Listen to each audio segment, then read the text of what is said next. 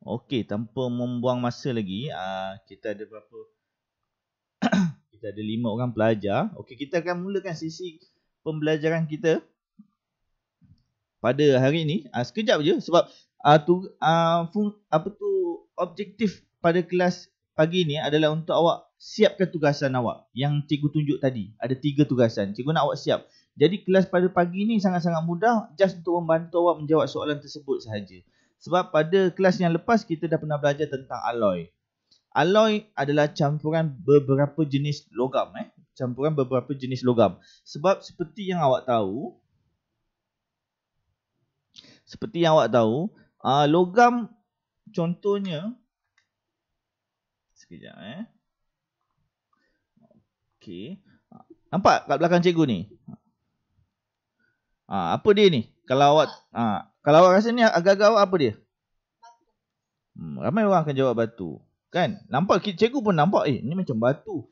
Tetapi apakah sebenarnya isi yang ada di dalam batu tu? Dia nampak seperti batu. Tetapi dia bukanlah batu. Dia adalah besi. Tetapi kalau dalam bahasa Inggerisnya dipanggil pig iron. Besi babi. Pig iron. Sebab ini adalah besi yang asli yang ada dekat dalam bumi. Apabila dia digali keluar, inilah bentuk dia. Tak seperti yang awak tahu, yang awak kenal besi. Kalau awak kenal besi, ramai orang cakap besi tu berkilat cikgu. Besi tu licin cikgu. Itu adalah besi yang telah ditambah baik. Tetapi logam asli, inilah dia yang ada dekat depan awak ni. Inilah logam asli. Yang lain tu semua bukan logam asli. Yang awak nampak dah berkilat-kilat tu, itu semua bukan logam asli. So awak tengok gambar ni baik-baik. Cikgu akan minta pemerhatian daripada awak. Cikgu bagi 30 saat untuk awak tengok gambar ni dan cuba kenal pasti apakah ciri logam asli. Ini adalah logam asli, besi. Tengok dulu 30 saat. Cuba fikir.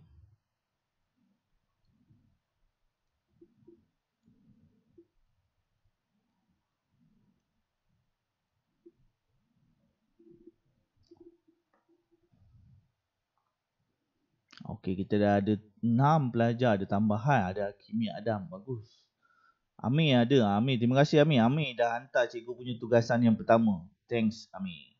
Okey, ini adalah besi asli kepada yang baru masuk tu, ni besi asli. Tengok baik-baik. Okey, kalau yang dah tengok tu bagus, cari dia punya ciri yang ada pada besi asli ni, logam tulen. Kita panggil dia sebagai logam tulen. Okey. Alamak, dia hilang pula. Sekejap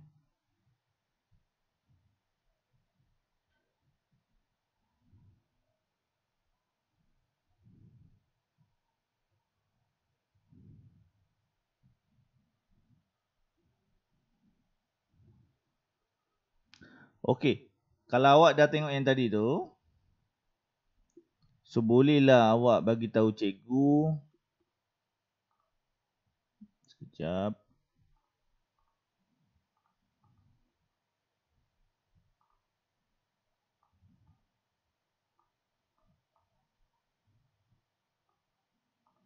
Okey, bagi tahu cikgu yang pertama, sesiapa saja, volunteer je. Senang cerita. Apakah ciri logam? Keras Okey, boleh. Bolehlah kita jawab dia keras kan. Okey, apa lagi yang awak dapat bagi tahu? Ciri logam tulen Ya? Tadi ada jawapan. Yang awak nampak tadi dalam gambar, cikgu tunjuk balik gambar dia.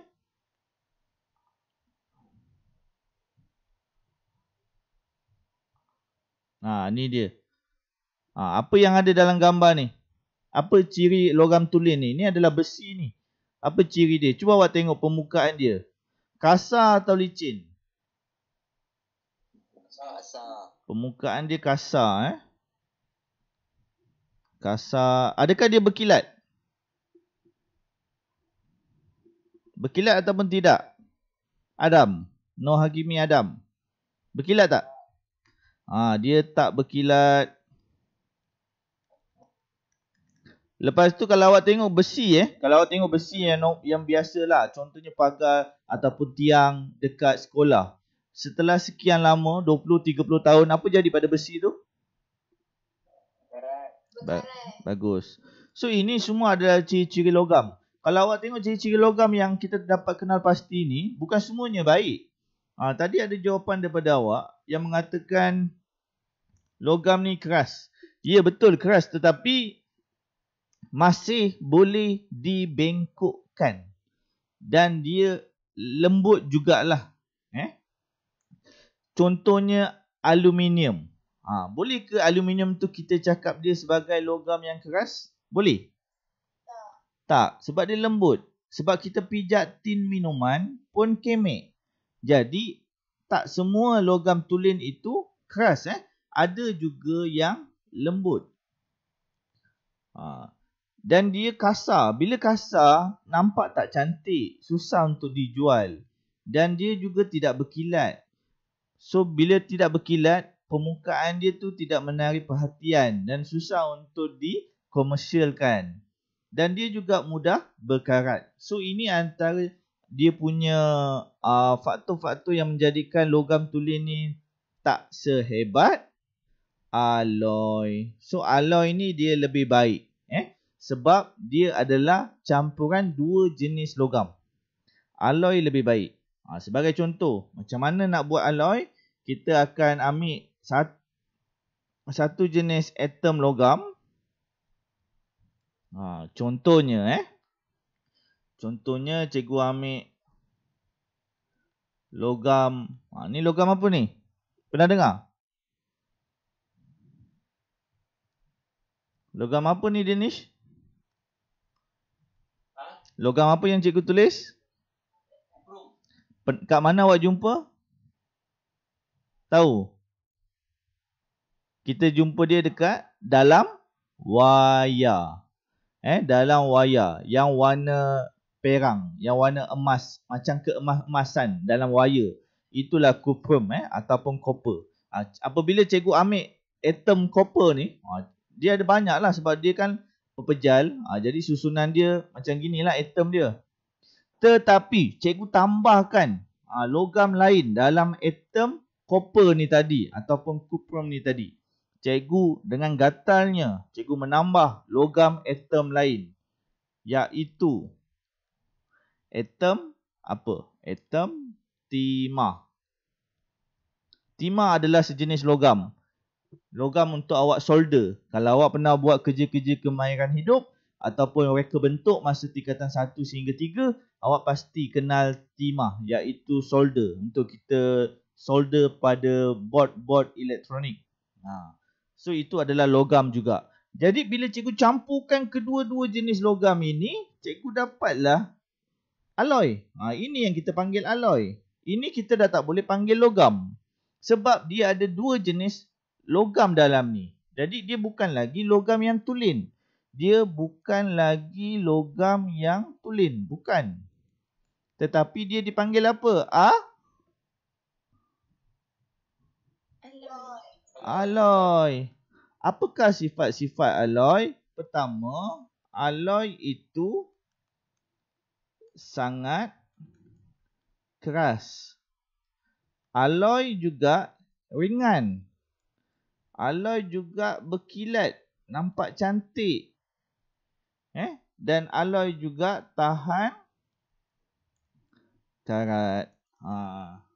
Itu fungsi alloy. Dia lebih kuat daripada logam tulen. Dia sangat keras, kilat, tahan karat dan juga ringan. Jadi, apakah alloy hasil tambah copper dan timah? Apakah nama alloy itu? Siapa tahu? Ada yang dah baca buku teks? Kalau cuprum kita tambahkan dengan timah, kita dapat alloy apa? Kita dapat alloy yang pemain badminton kita dalam sukan Olimpik yang lepas, dia dapat nombor ketiga. Pingat apa dia dapat? Gangsa. Bagus. So, gangsa itu adalah logam yang tidak tulen dan dia adalah sejenis alloy. Macam mana nak buat gangsa? Campurkan dua jenis logam iaitu copper dan timah. Boleh faham? Jadi kalau awak dapat nombor 3, awak dapat pingat gangsa, awak tidak dapat logam tulen. Awak dapat alloy. Tapi kalau awak dapat tempat yang kedua, Azizul Hasni Awang, dia dapat perak kan? Perak itu adalah logam yang tulen. Kalau awak dapat emas, emas adalah logam yang tulen. Cuma gangsa sahaja alloy. Itu dia punya bahan-bahan binaan dia lah. Dekat sini, cikgu ada satu teknik untuk mengingat apakah kandungan alloy. Okey, tengok baik-baik. Ini macam satu CV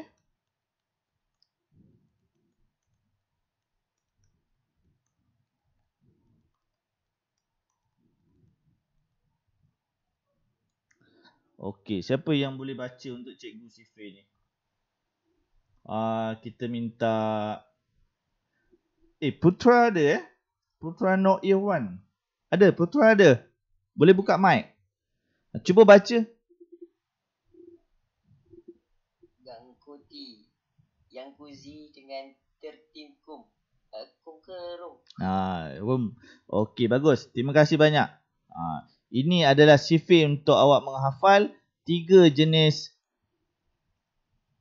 alloy yang popular. Iaitu, ini dia. Yang cikgu gariskan, itu adalah alloy yang popular yang selalu keluar dalam peperiksaan. Okey, cuba tengok gang ni. Gang ni apa agak-agak? Gang apa? Gangsa. Macam mana nak buat gangsa? Ku dengan T. Ku T ni apa? Bagus. Okey, yang ni apa yang? Dah baca buku teks? Yang ni adalah alloy. Tetapi apa nama panjang dia? Loyang. Bagus. Nak buat loyang macam mana? Bagus. Okey, ter ni apa?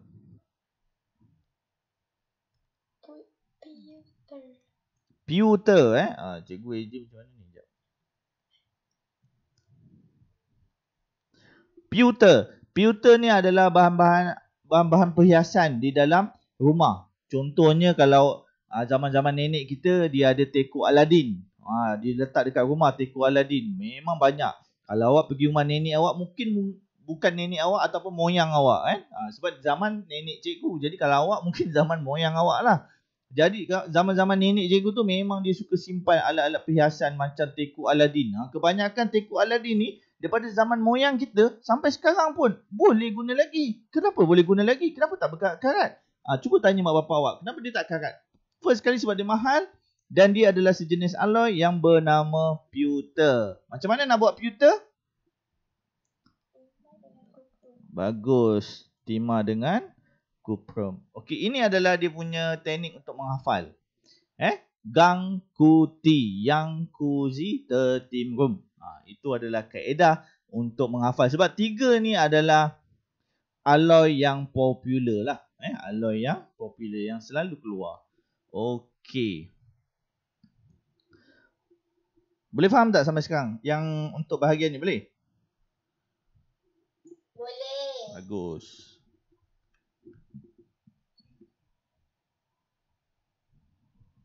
Okey, tengok yang ini. Ini adalah silap. Okey, ni yang terakhir lepas ni kelas kita habis. Ini adalah assignment awak yang ke grad kerja 47. Okey, grad kerja 47 ni pun awak kena isi dalam box je, dalam GC awak. Jangan buat atas buku. Buat atas buku susah cikgu nak tanda sebab nanti awak kena snap, lepas tu kena hantar kat GC. So banyak kerja untuk awak. Awak buat je assignment yang cikgu bagi, type pakai phone, lagi mudah. Tak payah salin apa-apa. So cuba tengok dekat sini. Sekejap.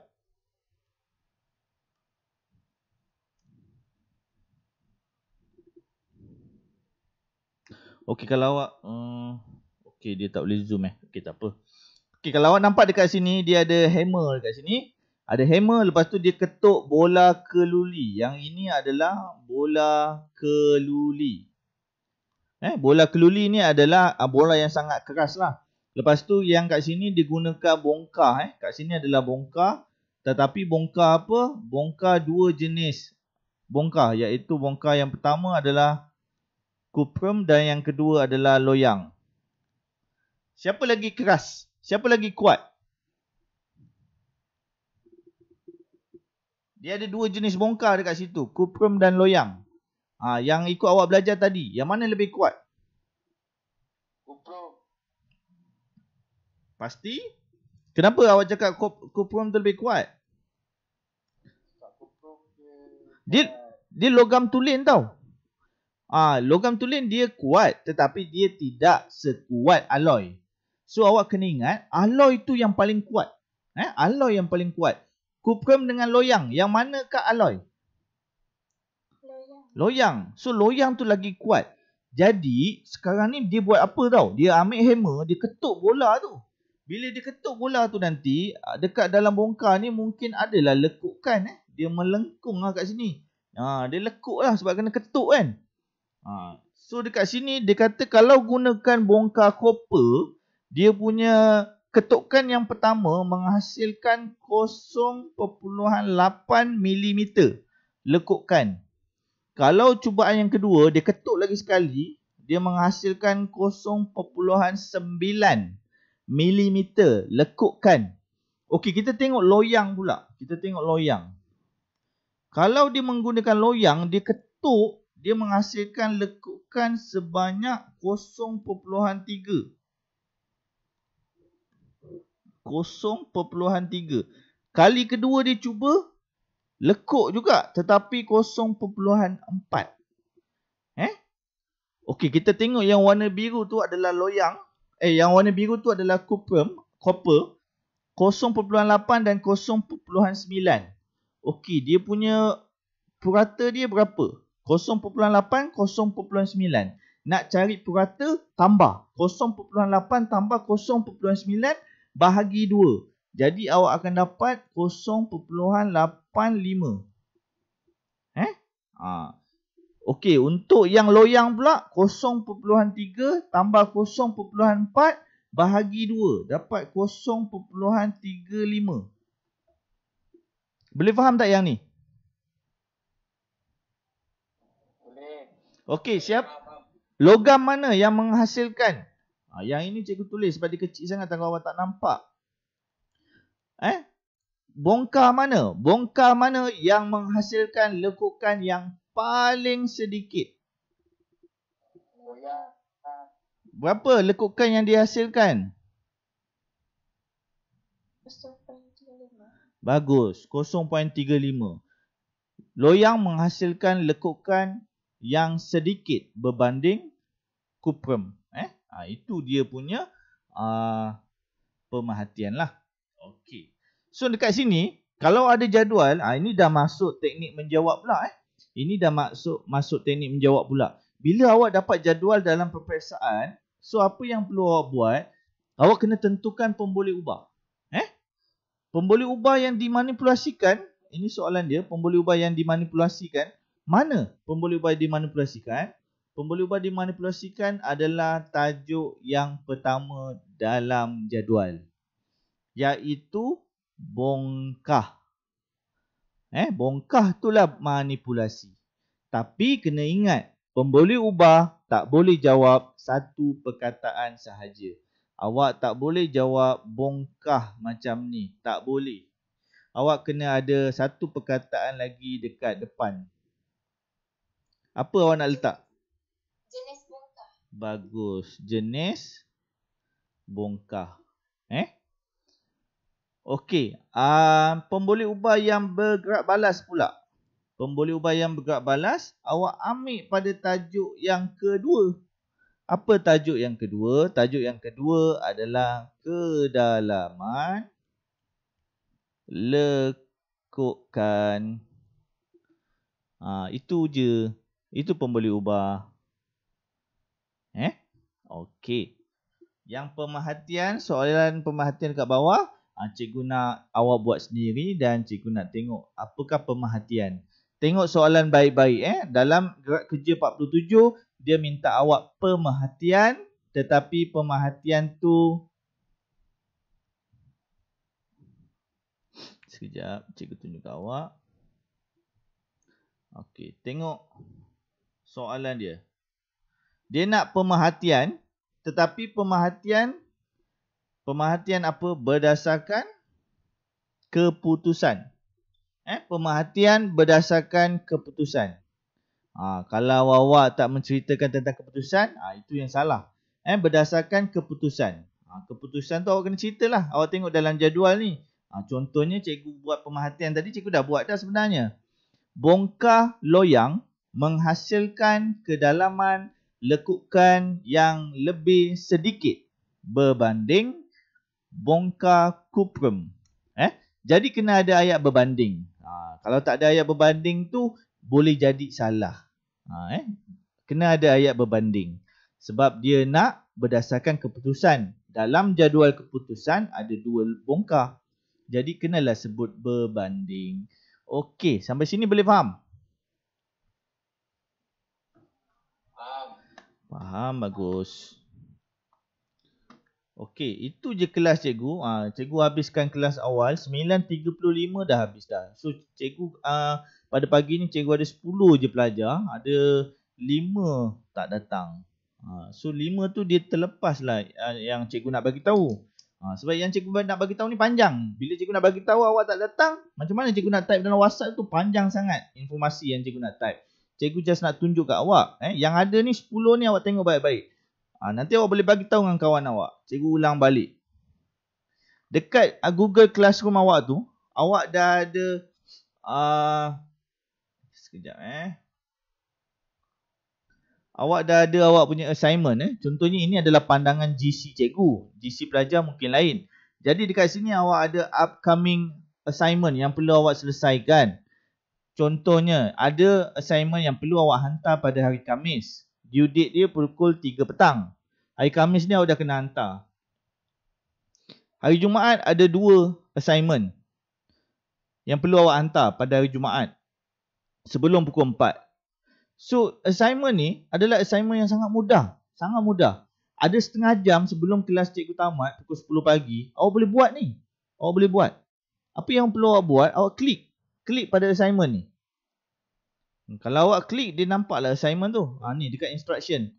Dia minta awak buat gerak kerja 47. Awak pun klik.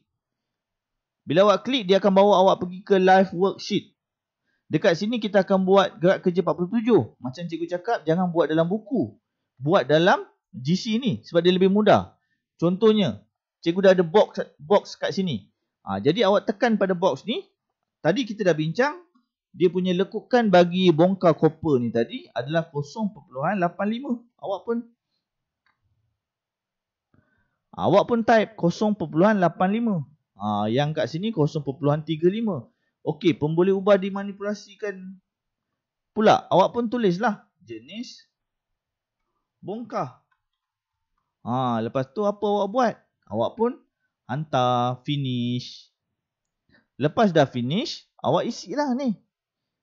Enter your name. Bagi tahu nama awak. Nama saya adalah Nur Hakimi Adam. Katakan saya level berapa? Level saya adalah ni. Dia 4 songkit. Sekolah mana? Tulislah sekolah SSEM. Lepas tu awak send. Awak hantar. Itu sahaja. Boleh faham tak? Boleh. Satu assignment tu 1 page sahaja. Jadi awak ada 3 assignment yang belum awak siap. Awak ada 3 page sahaja. Yang perlu awak type pakai phone. Itu sahaja. Dan kalau susah sangat, awak pun ada jawapan untuk buku awak tu. Awak boleh semak kalau awak dah sampai satu titik yang awak dah blur sangat, awak tak tahu. Tengok buku ni. Ada jawapan. Cikgu pernah tanya awak, awak kata ada jawapan kat belakang ke, kat tengah ke. Awak tengok dan salin jawapan tu. Itu kalau awak dah tak tahu sangat lah. Tapi kalau awak tahu, awak cuba buat. Okey, boleh faham So, cikgu minta sangat pada pelajar-pelajar untuk lengkapkan 3 assignment tugasan tu. Dan hantar pada sebelum due date dia. Penting lah sebab itu ada PBD juga tu dalam tugasan tu. Okey, ada apa-apa soalan tak? Cikgu Amy. Amy, ya Amy. Ada tu kan Amy sebenarnya Amy dah buat dah jadual berkala tu. Amy Tapi dah. nama Amy tak masuk Amy dah buat jadual berkala Sekejap Mi.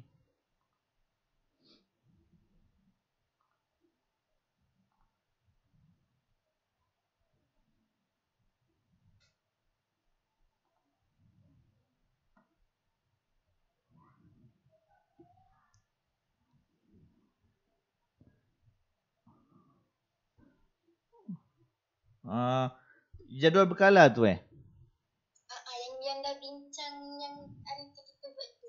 Sama-sama. Okey. Jadual berkala tu dia memang dia awak last kali kan awak kena masukkan Gmail cikgu kan? Dah masukkan Dah. Jadi dia akan sampai pada cikgu. Untuk assignment yang pertama tu je Untuk assignment yang ini saja. Untuk assignment yang jadual berkala unsur moden. Yang ini je. Kita cuba klik yang ini. Yang ini yang awak dah buat kan. Lepas awak dah buat ni, lepas tu awak pun klik finish. Bila awak klik finish, dia akan keluar macam ni. Dia lain sikit. Yang ini je lain. Sebab yang ini masa ni cikgu setting dia lain. Jadi bila awak dah siap ni, awak email answer to my teacher. Nanti cikgu akan dapat. Lepas tu cikgu akan bagi markah dalam GC. Okey, untuk assignment yang jadual berkala ni je lain. Dia kena email pada my teacher. Masukkan nama awak. Lepas tu hantar kepada email cikgu. Cikgu ada bagi email. Nanti awak boleh hantar lah. Dekat mana cikgu bagi email? Dekat sini ada. Sekejap dekat sini ada. Dekat awak punya instruction tu ada Gmail cikgu. Dia awal-awal je rasa susah. Lama-lama awak boleh lah. Awak pun dah sekolah menengah. Mesti dah pandai sikit IT ni. Anak cikgu darjah 3 dengan darjah 1. Dia pun buat benda ni. Jadi kalau darjah 3 dengan darjah 1 boleh buat kan, takkan awak tak boleh buat. Betul tak? Awak pun ada adik-adik awak yang bersekolah. So awak pun mesti tahu laluan perjalanan dia sama je. Dia pun kena buat latihan, dia pun kena belajar. Memang itu yang kita kena hadapi lah. Sebab dalam musim pandemik ni kita boleh buat apa je. Belajar mesti kena belajar. Lagipun nak naik sekolah ni pun tak tentu bila. Katanya 1/9 pun tak jadi, naik 3/10. Itu pun belum pasti. Kalau sampai bulan 11, 12, memang kita kena teruskan belajar dengan kaedah yang sebegini. So cikgu harap dapatlah kerjasama daripada awak tu. Kalau boleh kelas datang selalulah. Kalau awak tak dapat datang tu, awak boleh inform pada cikgu lah. Dan kalau awak ada masalah, even masalah sekalipun, awak boleh share dengan cikgu. Kalau cikgu boleh bantu sesetengah masalah awak tu, baguslah. Boleh share dengan cikgu, tak ada masalah. Okey, ada apa-apa soalan lain tak? Tak ada Okey. Cikgu plan selepas ni lah. Kalau boleh cikgu nak buat kelas, cikgu nak buat sejam ke bawah. Tak sampai sejam lah. Mungkin macam sekarang ni 30 minit je kelas cikgu sebenarnya. Yang lagi 10 minit tu cikgu tunggu pelajar masuk. Lepas tu cikgu borak dengan Danish sekejap tadi. Itu je. 30 minit je kelas cikgu. Jadi 30 minit.